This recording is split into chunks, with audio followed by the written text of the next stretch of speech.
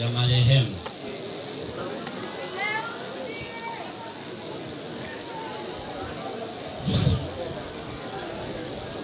Marehemu alikuwa akiitwa kwa majina Rehema Samueli, wa jamaa la Balala Bashimwenda, nyumba ya Bashele.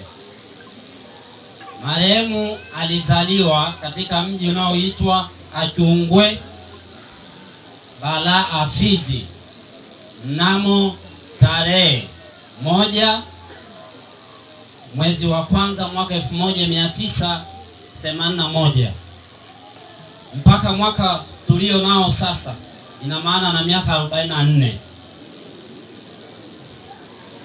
Jina la baba wa marehemu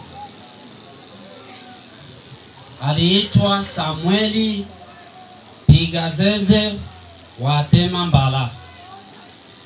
Jina la mama Mwajuma Huseni Mombwa, wa jamaa la Batombwe Balumba. Elimu ya marehemu: alisoma mpaka darasa la 6 la shule ya msingi Mshimbaki nchini Kongo. Maisha ya ndoa: katika siku zake za uhai marehemu alifunga ndoa na kijana wa Bashimwenda, nyumba ya Mkobe, anayeitwa Fundi Mfaume. Walifanikiwa kupata watoto 8. Wa kike ni 4, wa kiume pia ni 4. Wajukuu ni 3. Kati ya wajukuu mmoja wa kike alikufa, na kati ya wale 8 ambao wa kike ni 4 na wa kiume ni 4, walio hai ni 7. Mmoja pia alipoteza maisha.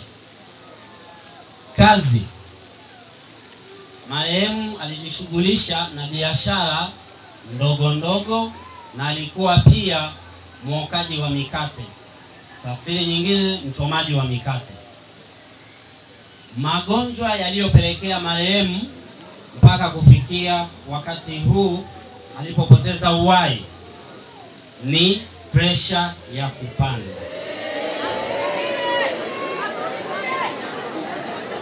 Magonjwa yaliyopelekea kifo cha mpendwa